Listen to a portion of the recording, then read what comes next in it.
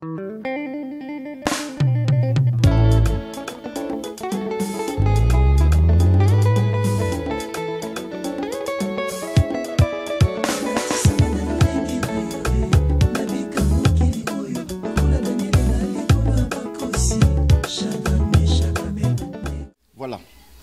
Nous vous remercions pour votre attention et pour la suite de notre enseignement. Toujours la dernière heure. Nous sommes au 5e volume de notre enseignement.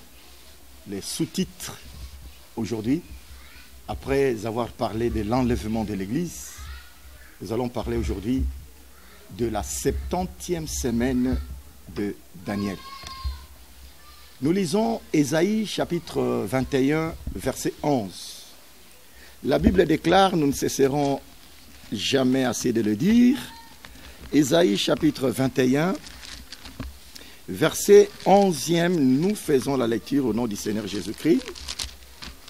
Nous lisons, oracle sur Douma, on m'écrit des Séhir, sentinelle, que dis-tu de la nuit?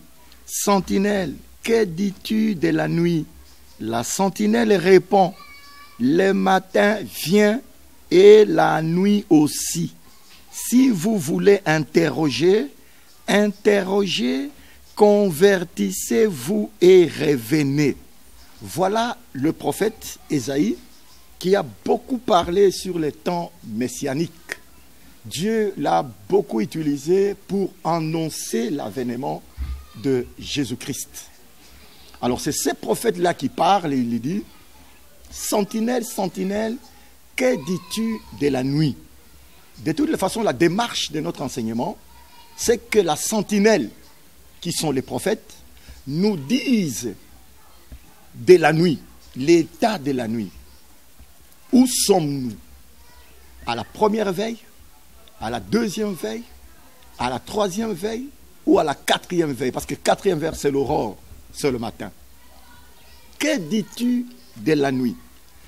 Le prophète dit, et la sentinelle répond, le matin vient, et la nuit aussi. Là, nous comprenons qu'après les temps de l'Église, il y a deux événements qui se passent.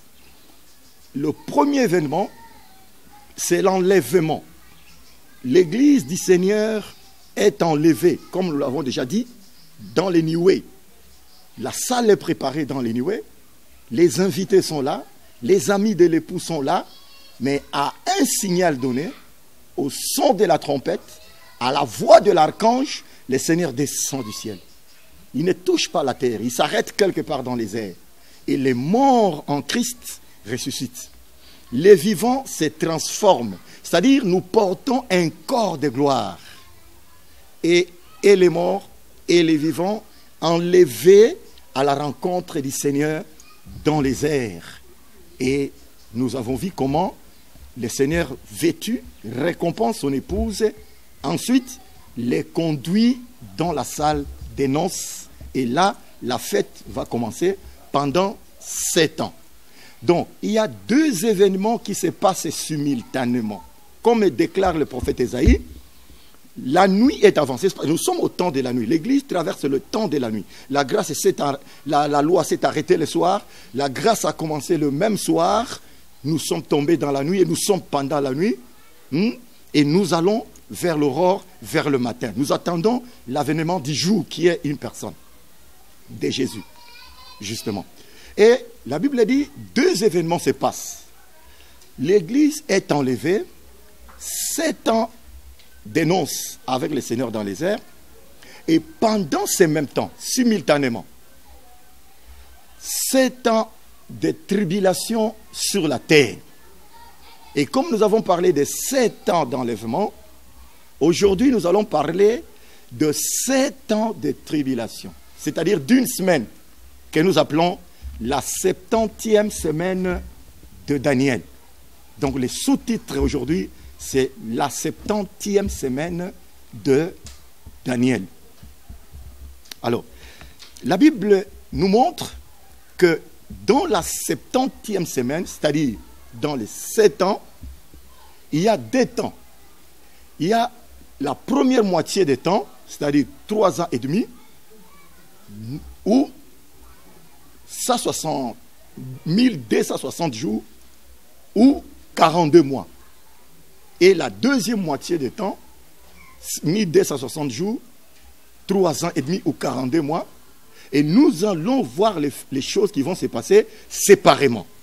Alors nous commençons par la première moitié des temps.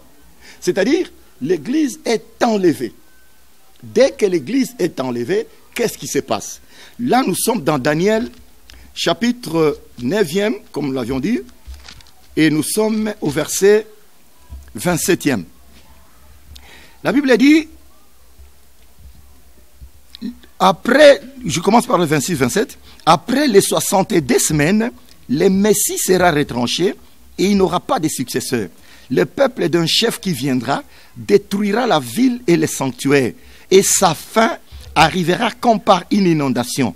Il est arrêté que les dévastations dureront jusqu'au terme de la guerre. Il fera une solide alliance avec plusieurs pour une semaine. Et au milieu de la semaine, il fera cesser les sacrifices et l'offrande. Le dévastateur commettra les choses les plus abominables jusqu'à ce que la ruine et ce qui a été résolu fondent sur les dévastateurs. Là, nous comprenons que les dévastateurs, après l'enlèvement de l'Église, la Bible dit ces messieurs, ici, dans l'intervalle d'une semaine, c'est-à-dire de 7 ans, il fera une solide alliance avec plusieurs pendant une semaine. Et on dit, et au milieu de la semaine, il fera cesser les sacrifices et l'offrande. C'est-à-dire 3 ans et demi après, il va faire cesser le sacrifice et les offrandes. C'est-à-dire quoi? Je vais vous l'expliquer. Alors, dans la première partie, je crois, nous pouvons nous conduire vers les tableaux pour que nous puissions d'abord expliquer avant de venir faire la lecture. Nous parlons de la 70e semaine de Daniel pendant 7 ans. Pendant les 7 ans ici, l'Église est dans la salle des noces avec son époux dans la fête. Et ici, dès que l'Église est enlevée,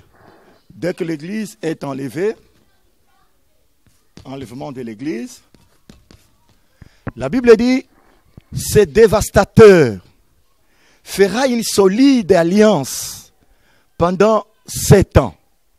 Donc, la première caractéristique de cette période, c'est la reconstruction du temple à Jérusalem. Le 3e temple qui sera rebâti sur les fondements du temple où était le temple de Salomon.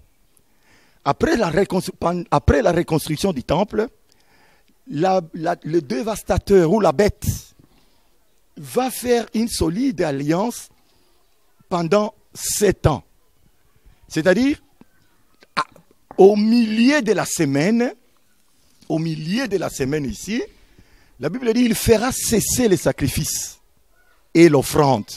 C'est-à-dire, comme nous allons lire dans 2 Thessaloniciens chapitre 2, à partir du 3e verset, que cette bête, ce dévastateur, ce méchant, va s'introduire dans les temples et se proclamant lui-même Dieu. Et il dira qu'il n'y a pas de Dieu au ciel, il n'y a que lui qui est Dieu. Et là, le peuple l'aura démasqué, reconnu, et beaucoup vont le résister. Quand le peuple, les gens éclairés, vont lui résister, les Juifs et d'autres membres des nations qui vont refuser la marque de la bête, parce que c'est à cette époque où il y aura la marque de la bête. Et c'est à partir de ce moment, vers la moitié de la semaine, qu'il y aura rupture de l'alliance, cessation de l'offrande et des sacrifices, recrudescence de la violence et la cruauté. Et c'est pendant cette période, deuxième moitié de temps, que l'Éternel Dieu va commencer à ouvrir les seaux. Il va ouvrir les coupes. Il va faire éclater les trompettes. Ok, c'est pendant la deuxième moitié. Et nous allons voir pendant combien de temps.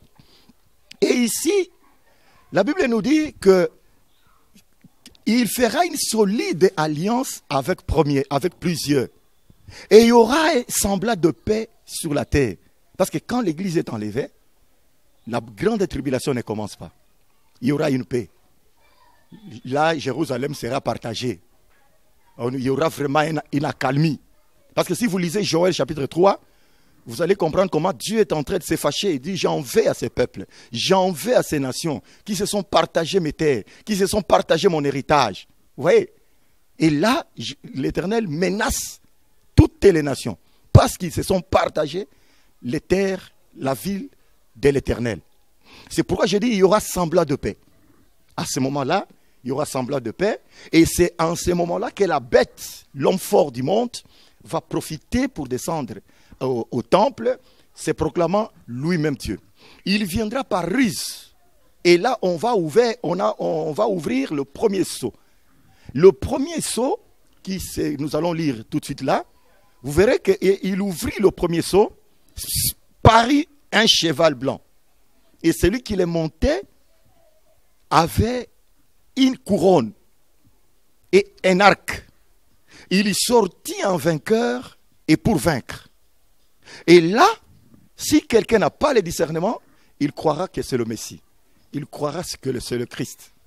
Mais si quelqu'un a le discernement, il verra que l'homme là qui vient sur le cheval blanc, couronne, mais malheureusement avec un arc.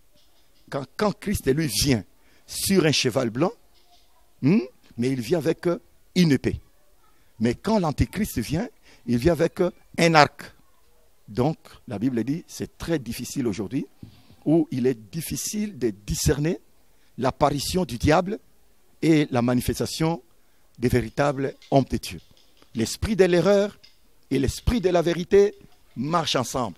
Si tu n'as pas de discernement, tu vas adorer les serviteurs du diable. Parce que la Bible dit, il n'est pas étonnant que le diable lui-même se transforme en ange de lumière. Et ses ministres aussi se transforment en anges de lumière. Ils viennent comme des brebis, avec des cornes comme des agneaux, mais portant les peaux des brebis, mais eux-mêmes ce sont des loups cruels. Mais comment on peut connaître que celui-ci n'est pas le ministre de Dieu? C'est quand il ouvre la bouche. Quand il ouvre la bouche, vous allez sentir les paroles arrogantes. Vous allez sentir la cruauté même dans sa bouche. Et là, vous allez comprendre que ce n'est pas un ministre du Seigneur. Alors là, nous voyons les deux temps qui va caractériser les 7 ans dont nous parlons tout de suite là. Maintenant, nous allons commencer la lecture. Nous disons qu'à la première partie, il y a 3 choses.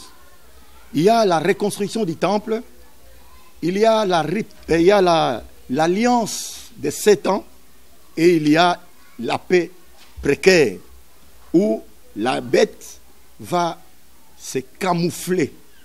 Pourquoi? Parce que le premier sceau est déjà ouvert. Le premier sceau dit ceci.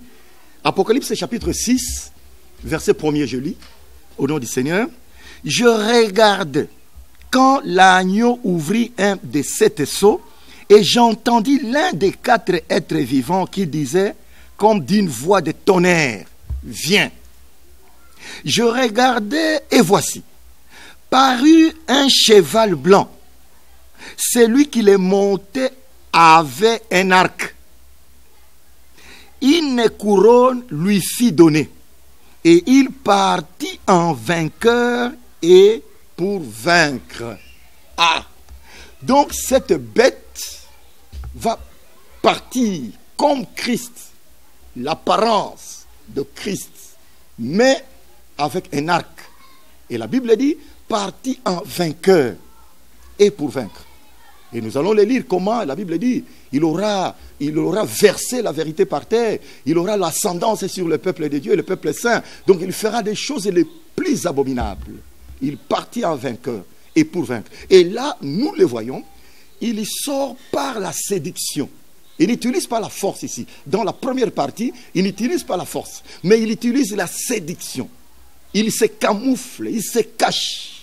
Et là, les gens vont lui faire confiance. Et là, je suis en train de dire aux enfants de Dieu que ça, c'est l'accomplissement total de la prophétie. Mais il y a déjà cette bête qui se camoufle et qui fait du travail, qui est en train de séduire. Et en train de séduire. La Bible dit, cette bête-là entrera dans les temples. Et il ira s'asseoir dans les temples de Dieu et se proclamant lui-même Dieu. Nous sommes dans 2 Thessaloniciens chapitre 2. Je vais commencer par 3e verset. Que personne ne vous séduise d'aucune manière, car il faut que l'apostasie soit arrivée auparavant. L'apostasie, c'est quoi? C'est le rejet de la vérité, le rejet de la parole, le rejet de la foi. Et cette apostasie s'installe déjà sur la terre, où vous trouvez les hommes qui rejettent la parole. Il est lit noir et blanc. Il est écrit. La personne dit, niet, nous ne sommes pas d'accord. Jésus dit, vous avez appris qu'il a été dit, tu aimeras ton prochain et tu haïras ton ennemi. Qui avait dit? C'était Dieu dans l'Ancien Testament. Mais moi je vous dis, aimez vos ennemis, priez pour ceux qui vous maltraitent, bénissez ceux qui vous maudissent. L'homme vient, il prêche, il dit, lui il dit, c'est-à-dire l'homme, haïssez vos ennemis, tuez vos ennemis, assassinez vos ennemis.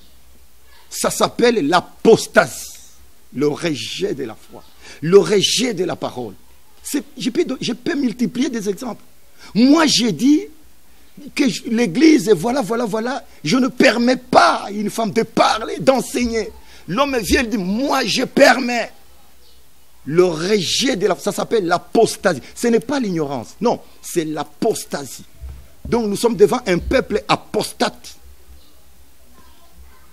On dit, l'apôtre dit, car il faut que l'apostasie soit arrivée auparavant et qu'on ait vu paraître l'homme impie, le fils de la perdition. L'adversaire qui s'élève au-dessus de tout ce qu'on appelle Dieu ou de ce qu'on adore. Il y va s'asseoir, il va jusqu'à s'asseoir dans le temple de Dieu, se proclamant lui-même Dieu. Ne vous souvenez-vous pas que je vous disais ces choses lorsque j'étais encore chez vous? Et maintenant, vous savez ce qui le retient, afin qu'il ne paraisse qu'en son temps. Car le mystère de l'iniquité agit déjà. Il faut seulement que celui qui le retient encore ait disparu. Et alors paraîtra l'impie, que le Seigneur Jésus détruira par le souffle de sa bouche et qu'il écrasera par l'éclat de son avènement. L'apparition de cet impie se fera par la puissance de Satan, avec toutes sortes de miracles et de signes et de prodiges mensongers, et avec toutes les séductions de l'iniquité pour ceux qui périssent parce qu'ils n'ont pas reçu l'amour de la vérité pour être sauvés. On dit il faut que celui qui le retient encore ait disparu. Qui retient l'impie pour qu'il ne paraisse qu'à son temps? C'est l'Église. Le Saint-Esprit dans l'Église retient encore l'impie pour qu'il ne paraisse qu'à son temps. On dit son apparition se fera par toutes sortes de miracles et de prodiges mensongers. Aujourd'hui, nous vivons de miracles mensongers, de prodiges mensongers. Pourquoi? Parce que c'est prophétisé. Ça se passera et jusqu'à l'avènement du Seigneur. La Bible dit, cet impie-là fera toutes sortes de miracles et la Bible dit, cet impie se fera par, l'apparition de cet impie se fera par la puissance de Satan. Allons dans l'Apocalypse 13. Allons dans l'Apocalypse 13 pour relier les deux versets. Apocalypse 13, à partir du premier verset, nous lisons au nom du Seigneur. Puis je vis monter de la mer une bête qui avait 10 cornes et 7 têtes. Et sur ces cornes, 10 diadèmes, et sur ces têtes, des noms de blasphème. La bête que je vis était semblable à un léopard. Ses pieds étaient comme ceux d'un ours, et sa gueule comme une gueule de lion. Les dragons lui donna sa puissance, son trône et une grande autorité. Les dragons lui donna sa puissance, son trône et une grande autorité. Les dragons, c'est qui? Apocalypse 20. Puis je vis descendre du ciel un ange qui avait la clé de l'abîme et une grande chaîne dans sa main. Il y saisit les dragons, les serpents anciens qui est le diable et Satan. Et il les lia pour 1000 ans. Donc, les dragons, c'est le diable. C'est Satan. Et on nous dit, si c'est un piste, son apparition se fera par la puissance de Satan. Et il opérera des miracles. Enfants de Dieu, soyez éveillés.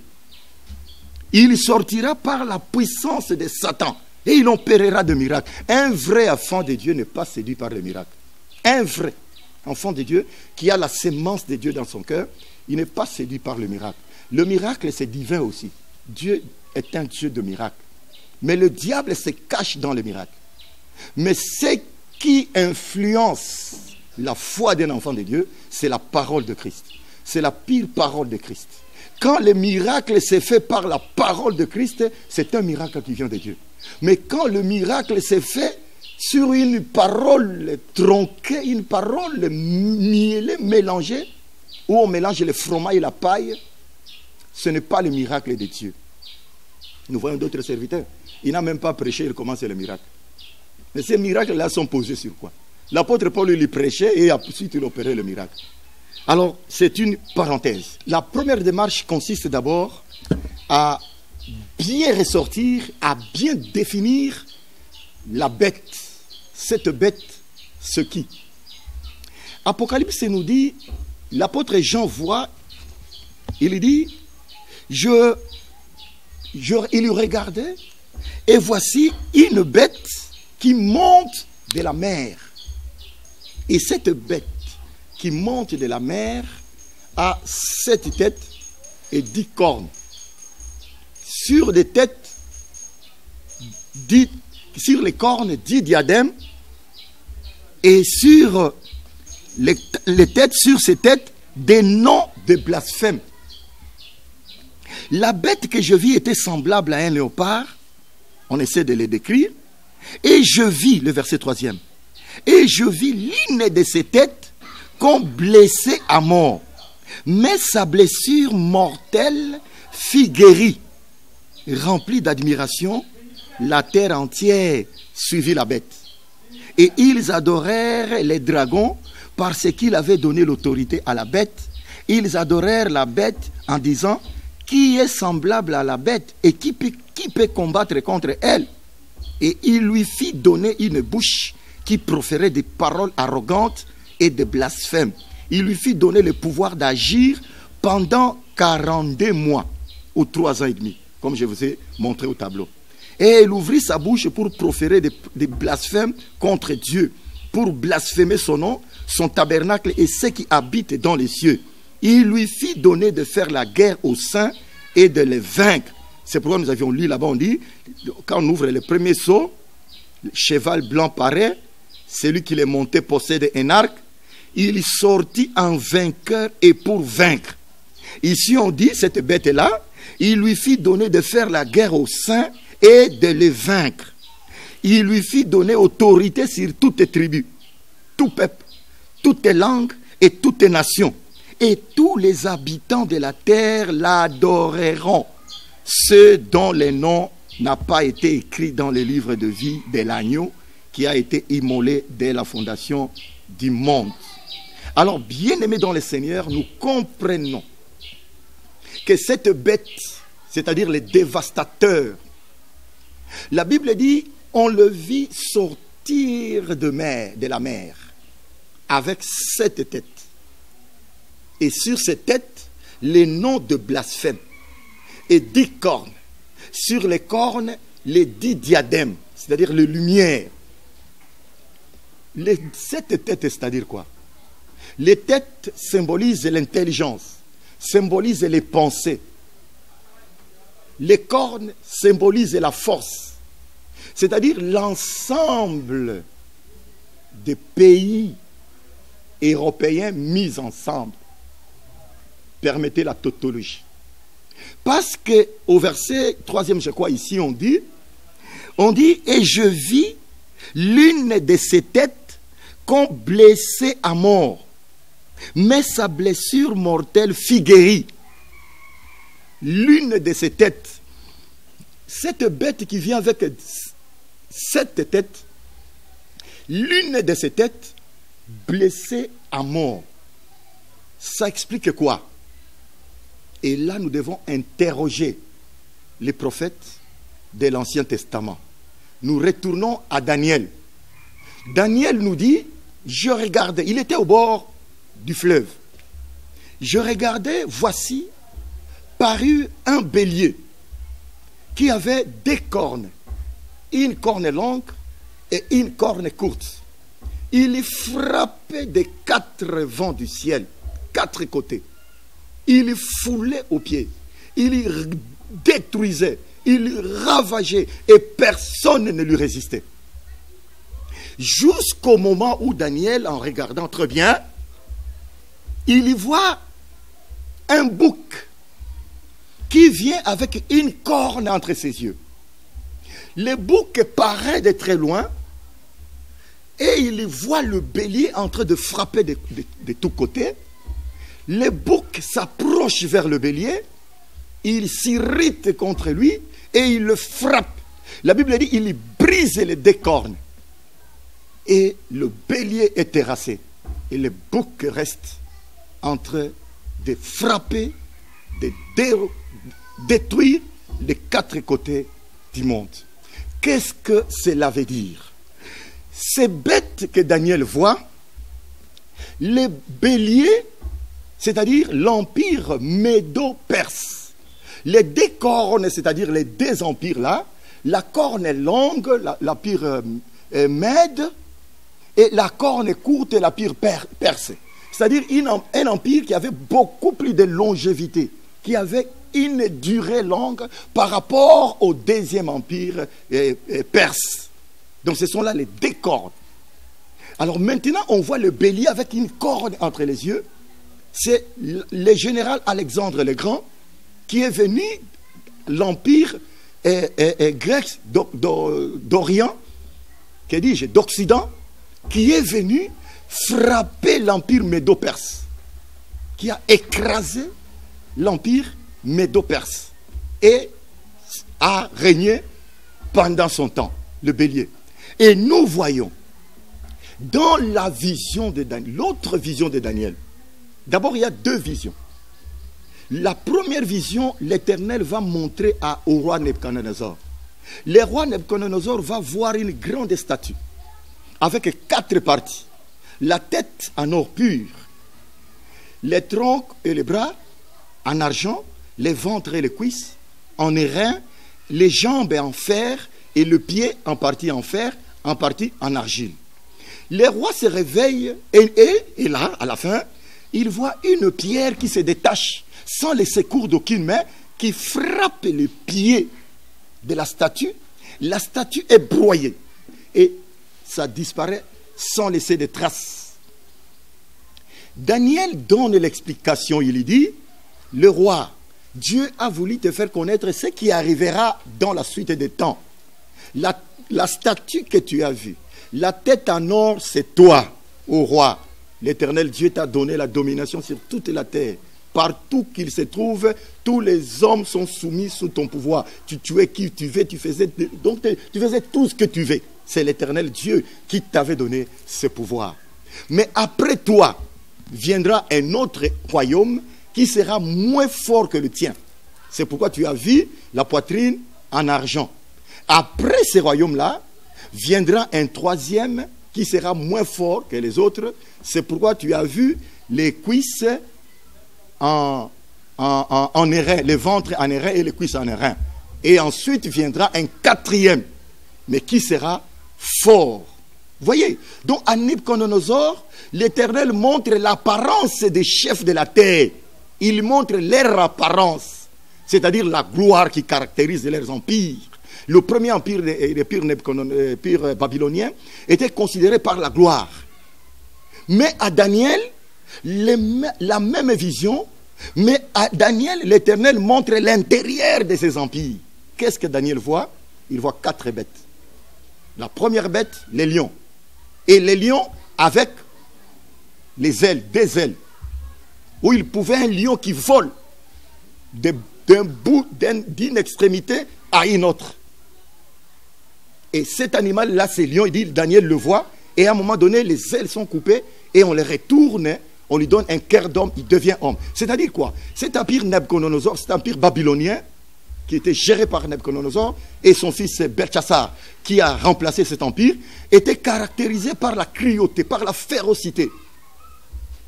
Montra un lion avec les ailes, c'est-à-dire il pouvait quitter une extrémité de la terre et atteindre une autre extrémité de la terre. C'est-à-dire c'est un empire qui a régné sur toute la terre. C'est exactement, à peu près, ce que nous voyons, les États-Unis qui se disent les plus forts, ils doivent quitter un bout de la terre pour aller frapper Afghanistan, pour aller frapper Irak, pour aller frapper je ne sais où. Et c'est les lions avec les ailes. Et le deuxième empire, c'est l'empire médo-perse. C'est pourquoi on a vu les deux mains. C'est-à-dire les deux empires qui se sont succédés. Qui est caractérisé par l'ours. Cet animal-là, ours. C'est un animal féroce.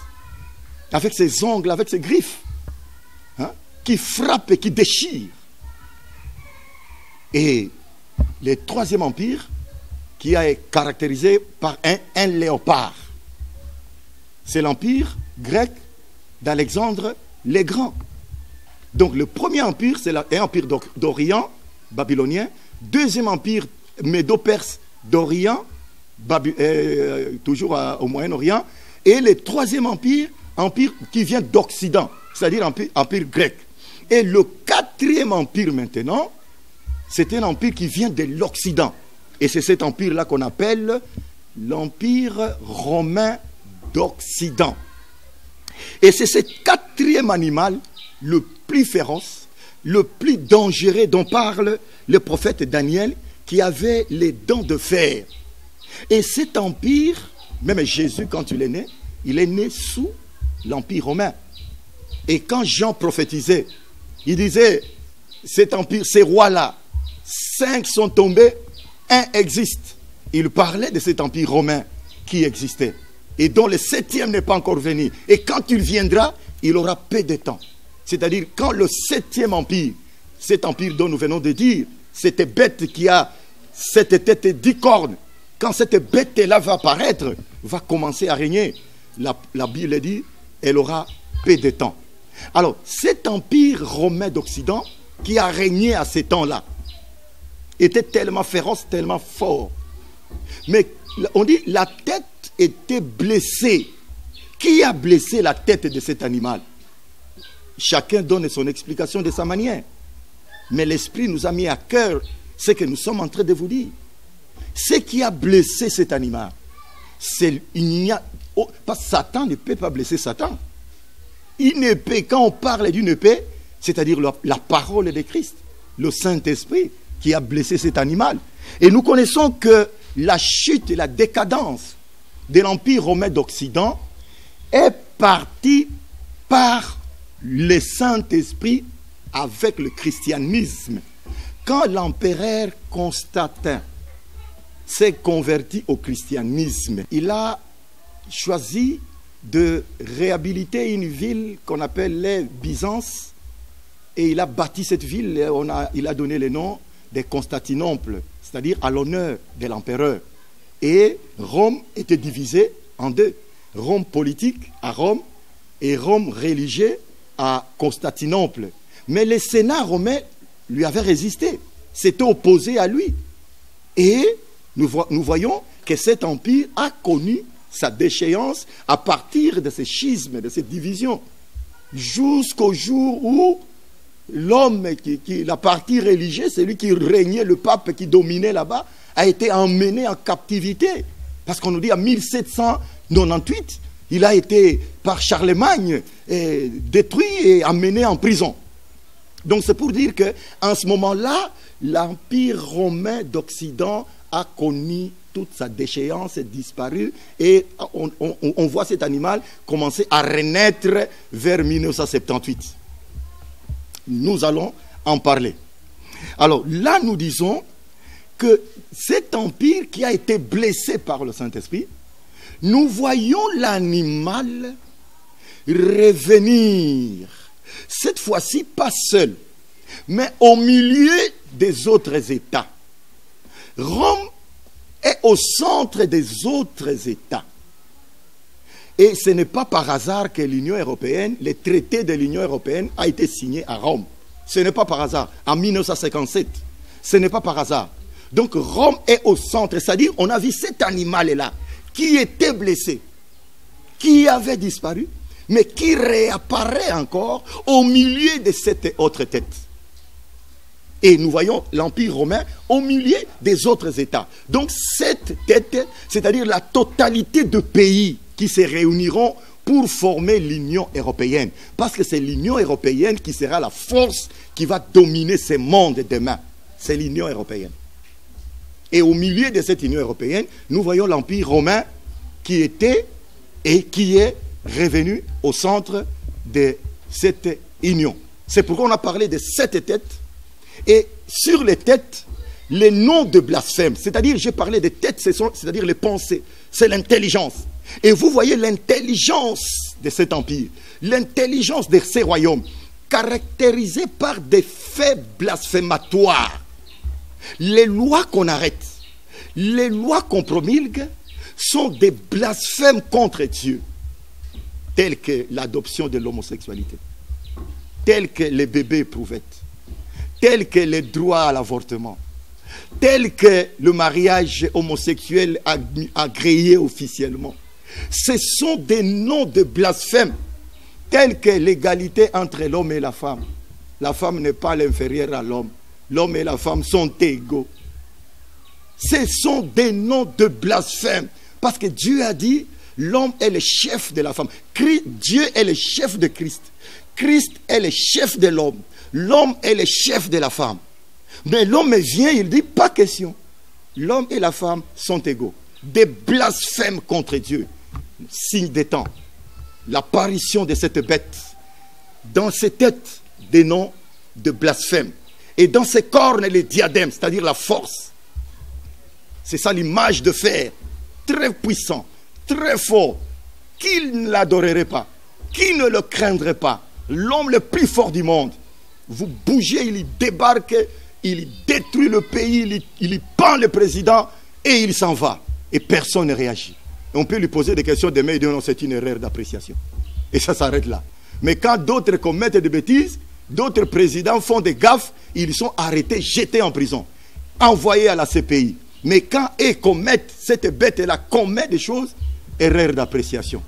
Voilà pourquoi, comme la télévision c'est le temps, je suis en train de me battre pour vous décrire la bête, vous donner une image sur cette bête. Alors, nous disons que cette bête qui apparaît, avec 7 têtes et 10 cornes, les 7 têtes, c'est la totalité des États qui se mettront ensemble pour former l'Union européenne. Les 10 cornes, c'est la totalité de pays, des armées, des forces qui se réuniront pour former cet État-là. On dit que cette bête était semblable à un léopard. Sa gueule comme un lion, ses pattes comme un ours. Et nous avons parlé de la vision de Daniel. Il a vu dans les 4 bêtes, les lions, l'ours, les léopards et un monstre. Un monstre, c'est-à-dire un animal qui a la forme d'un léopard, la gueule du lion, les pattes de l'ours, et c'est-à-dire quoi? Il est réuni tout autour de lui, de cet animal-là. Vous trouvez dans cet animal-là, c'est-à-dire dans cette personne-là, dans cet état-là, le plus fort, toutes les traces des premiers états. C'est-à-dire toutes les dictatures qui se sont succédées. Toutes les dictatures. C'est pourquoi vous trouvez dans les dictateurs actuels les éléments des dictatures des autres dictateurs. Parce que très souvent les dictateurs actuels, il se référait toujours à Machiavel. Hein, tous les dictateurs aiment beaucoup lire Machiavel. Parce que Machiavel, lui, quand il lui parlait, il écrivait, il disait, toi un chef que les peuples ne te respectent pas, mais qui te craignent. Donc c'est pourquoi quand tu vois un président, un dictateur qui monte, la première chose c'est de terroriser les gens. Il y pend, il y tue, il y brûle, et là tout le monde tremble. Donc un chef ne doit pas être respecté, mais il doit être craint. Donc ça s'appelle les dictatures. Et quand on dit que cette statue-là est lancée, tête en or et tout, jusqu'au pied, la pierre va frapper le pied. Pourquoi ça frappe le pied et toute la statue est broyée? C'est pour dire qu'en ce moment-là, où la pierre va descendre pour frapper la statue, pour frapper les royaumes de la terre, les royaumes qui sera trouvé sur place, ça sera l'Empire romain. L'Empire romain reconstitué, c'est-à-dire l'Union européenne. Qui sera trouvé? Ces monstres-là, qui a la forme d'un léopard, la gueule du lion, les pattes de l'ours. Donc, c'est-à-dire, dans cette Union européenne, on trouvera toutes les caractéristiques des autres dictatures. Toutes les caractéristiques. C'est pourquoi quand on va frapper, et on va broyer cela, et tous les royaumes, parce que cette pierre qui fait de paix des temps, qui ne fera pas l'ont fait. C'est pourquoi nous allons voir la suite, comment ça va terminer. Ok, donc le prophète Daniel nous explique cette bête-là. On nous dit, Daniel dit, toujours dans le livre de Daniel 8, versets 14 à 15, il est 13 à 15, j'ai entendu parler un saint et un autre saint dit à celui qui parlait, pendant combien de temps s'accomplira la vision sur les sacrifices perpétuels et sur le péché dévastateur? Jusqu'à quand les sanctuaires et l'armée seront-ils foulés? Et il me dit 2300 soir et matin, puis le sanctuaire sera purifié. Donc c'est dire que pendant ces temps, que la bête aura une image, une marque. Tous ceux qui vont résister à la bête seront tués, seront pourchassés. Tous ceux qui refuseront la marque de la bête seront tués. Et la Bible dit, la bête commettra des choses les plus abominables. Et non seulement la bête va commettre des choses les plus abominables, mais Dieu, de son côté, va châtier la terre, va tomber des fléaux, va tomber des coupes, va tomber des seaux, va ouvrir des seaux pour frapper la terre. Cette terre rebelle, cette terre opiniâtre qui ne veut pas croire à la parole du Seigneur. Voilà comment, si nous ouvrons le deuxième sceau, dans l'Apocalypse chapitre 6, que dis-je, seront-ils foulés? Et il me dit 2300 soir et matin, puis le sanctuaire sera purifié. Ici, on nous parle, parce que c'est une prophétie qui s'est déjà accomplie. De manière partielle, cette prophétie s'est accomplie. Comme je vous ai dit, l'Empire grec, avec le général Alexandre le Grand, qui est venu terrasser le bélier qui avait des cornes, c'est-à-dire l'Empire médo-perse. Et dont on nous parle que quand Alexandre le Grand, que cet empire-là grec d'Occident, a terrassé l'Empire médo-perse, cette grande corne, après qu'elle ait été, et la Bible dit que l'animal a été élevé, sa grande corne se brisa et sortit 4 cornes, dont l'une d'elles s'agrandit vers le midi, vers l'Orient, on dit vers les beaux de pays. Est-ce que vous connaissez les beaux de pays? C'est Israël. C'est-à-dire quoi? Après la chute d'Alexandre le Grand, le général Alexandre le Grand, ses généraux, ses hommes de main qui étaient derrière lui, 4 s'éleva. Et il prit, s'est partagé. Les autres sont partis de l'autre côté, mais on s'est intéressé de cette petite corne qui se dirigea vers les beaux de pays, c'est-à-dire vers Israël.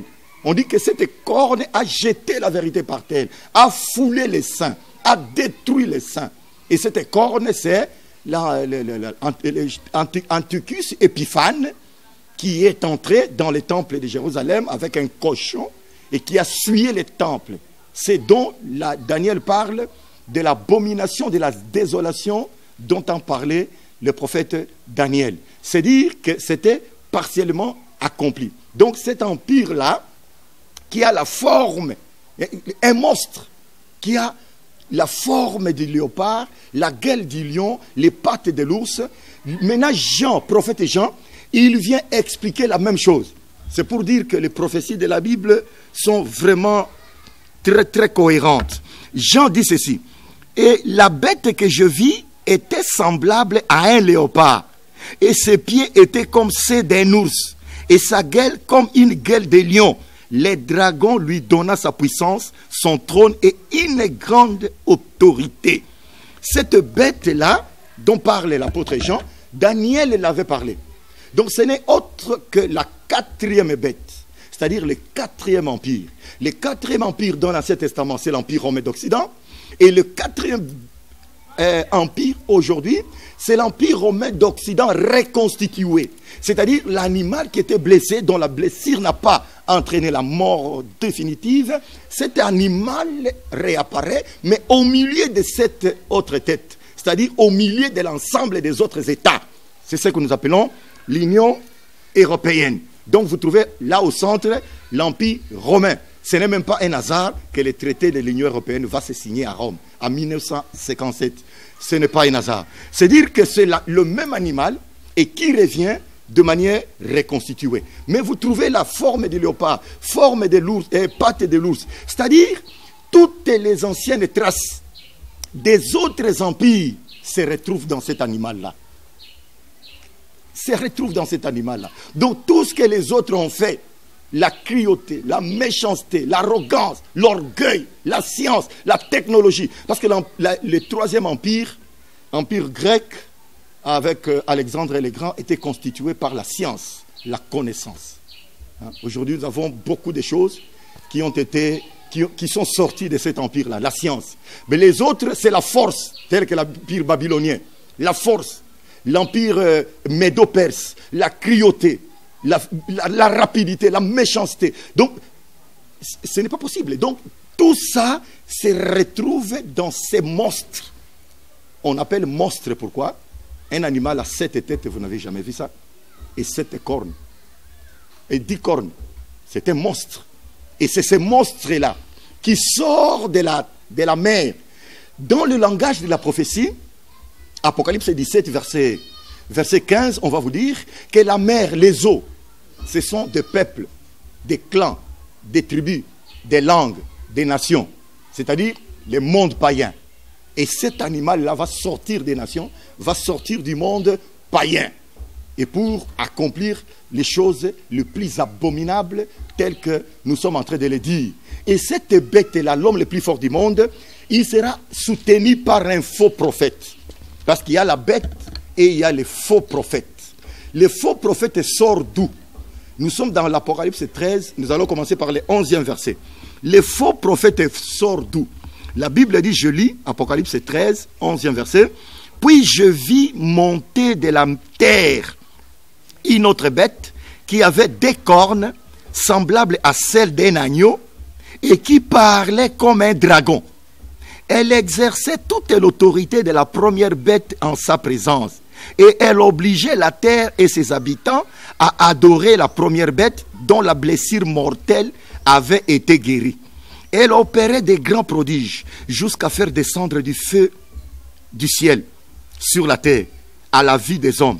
Et elle séduisait les habitants de la terre par des prodiges qui lui étaient donnés d'opérer en présence de la bête, disant aux habitants de la terre de faire une image de la bête qui avait été blessée par l'épée et qui vivait. Et il lui fit donner d'animer l'image de la bête afin que l'image de la bête parle et que le fasse que tous ceux qui n'adoreraient pas l'image de la bête soient tués.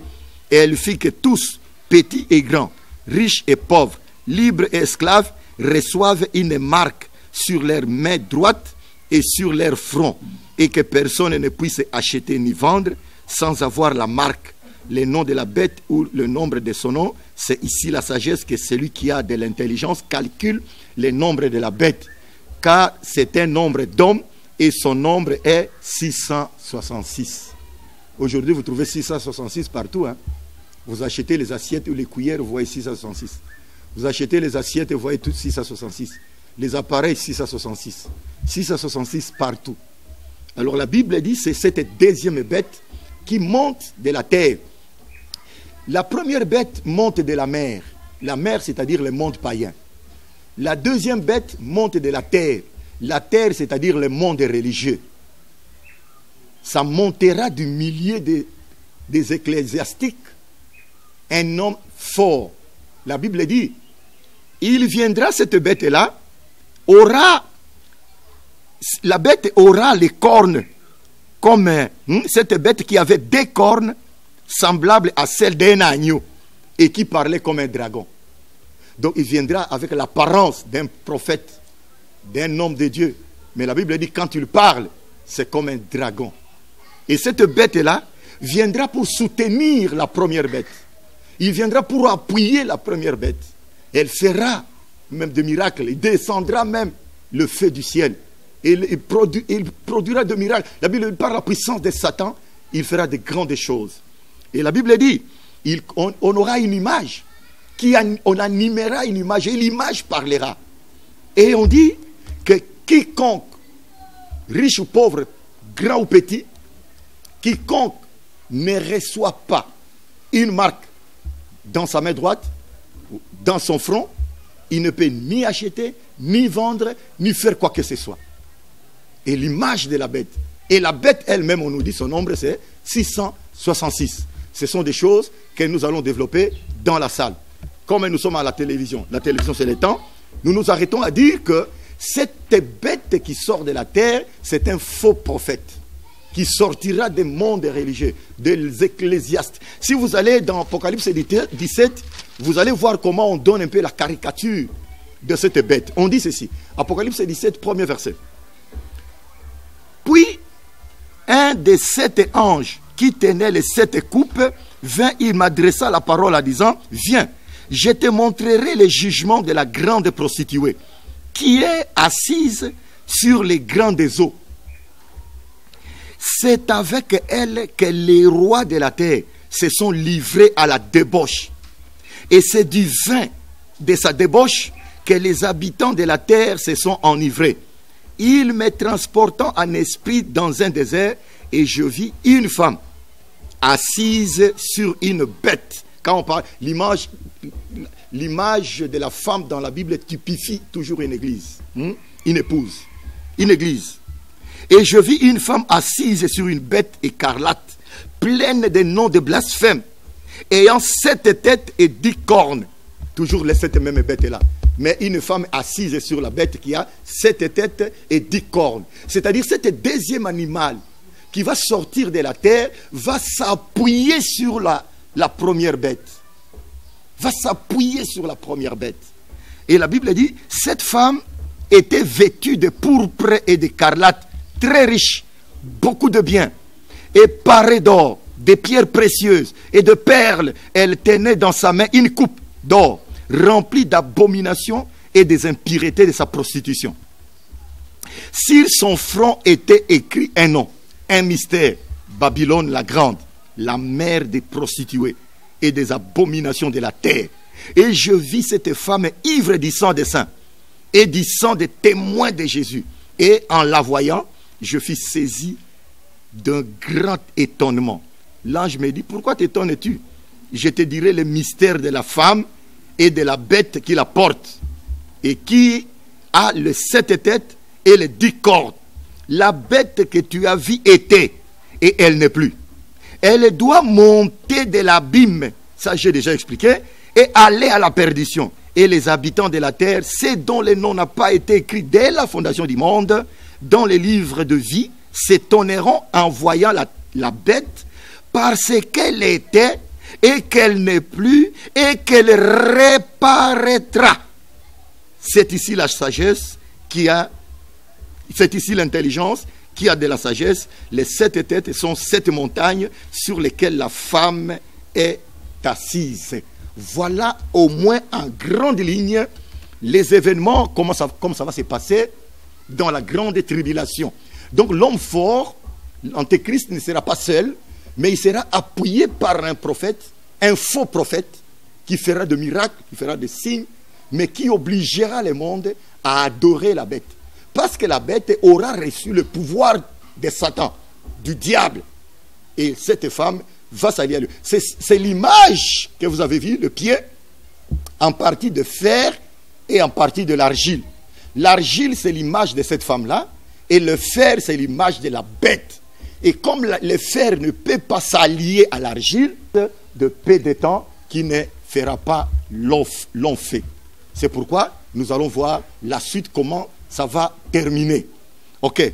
Donc, le prophète Daniel nous explique cette bête-là. On nous dit, Daniel dit, toujours dans le livre de Daniel 8, versets 14 à 15, il est 13 à 15, j'ai entendu parler un saint et un autre saint dit à celui qui parlait, pendant combien de temps s'accomplira la vision sur les sacrifices perpétuels et sur le péché dévastateur? Jusqu'à quand les sanctuaires et l'armée seront-ils foulés? Et il me dit 2300 soir et matin, puis le sanctuaire sera purifié. Donc c'est dire que pendant ces temps, que la bête aura une image, une marque. Tous ceux qui vont résister à la bête seront tués, seront pourchassés. Tous ceux qui refuseront la marque de la bête seront tués. Et la Bible dit, la bête commettra des choses les plus abominables. Et non seulement la bête va commettre des choses les plus abominables, mais Dieu, de son côté, va châtier la terre, va tomber des fléaux, va tomber des coupes, va tomber des seaux, va ouvrir des seaux pour frapper la terre. Cette terre rebelle, cette terre opiniâtre qui ne veut pas croire à la parole du Seigneur. Voilà comment, si nous ouvrons le deuxième sceau, dans l'Apocalypse chapitre 6, que dis-je? Je vais vous lire les sceaux rapidement. Quand il ouvrit les deuxième sceau, j'entendis le deuxième être vivant qui disait, viens. Et il sortit un autre cheval roux. Celui qui le montait reçut le pouvoir d'enlever la paix de la terre, afin que les hommes s'égorgent les uns les autres. Et une grande épée lui fut donnée. Quand il ouvrit un troisième sceau, j'entendis le troisième être vivant qui disait, viens. Je regardai, voici parut un cheval noir. Celui qui le montait tenait une balance dans sa main. J'entendis au milieu des quatre êtres vivants une voix qui disait, une mesure de blé pour un denier et 3 mesures d'orge pour un denier, mais ne fait point de mal à l'huile et au vin. Quand il ouvrit le quatrième sceau, j'entendis la voix du quatrième être vivant qui disait, viens. Je regardais, voici parut un cheval d'une couleur verdâtre. Celui qui le montait se nommait la mort, et le séjour des morts l'accompagnait. Le pouvoir leur fut donné sur les quarts de la terre pour faire périr les hommes par l'épée, par la famine, par la mortalité et par les bêtes sauvages de la terre. Voilà ce qui va se passer quand c'est que le Seigneur va faire pendant cette période, sans compter les coupes, sans compter l'ouverture de cette trompette. Et c'est que la bête va faire. La bête est en train de tuer les gens qui le résistent, les gens qui refusent la marque. L'Éternel est en train de saccager, en train d'ouvrir, en train de descendre ses fléaux. Et ça sera une période de grande tribulation. C'est pourquoi on parle de la grande tribulation.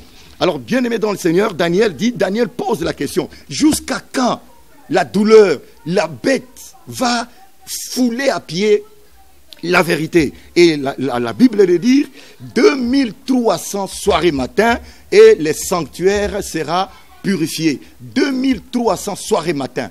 Nous retournons à la Genèse, à la création. La Bible dit, le premier jour, Dieu dit que la lumière soit, et la lumière fut. Il eut un soir, il eut un matin, c'est fut le premier jour. Là, nous comprenons qu'un jour a un soir et un matin. Donc, 2300 soir et matin, divisé par 2, nous avons 1150 jours. Donc, la réponse que les saints donnent à Daniel, jusqu'à quand la bête va-t-elle fouler les lieux saints? Et l'un des saints lui dit, 2300 soir et matin, c'est-à-dire 1150 jours que la bête va opérer, que la bête va fouler les temples pendant 1150 jours, comme je l'ai écrit là-bas au tableau, et le sanctuaire sera purifié. C'est-à-dire, à partir de cette date, la colère de Dieu va se déchaîner sur la bête. les jugements de Dieu vont tomber sur les trônes de la bête. Apocalypse 16, verset 10. Les jugements de Dieu vont tomber sur les trônes de la bête et ça sera, il va mettre fin aux actions, aux activités de la bête. Donc pendant cette période-là de 1150 jours. Et si nous disons 1260, c'est 3 ans et demi. Si on prend 1150, c'est-à-dire 1260 moins 1150, ça restera 110 jours. Qu'est-ce qui va se passer dans les 110 jours? C'est ce que nous allons voir dans l'émission qui va suivre, parce que la télé, c'est le temps.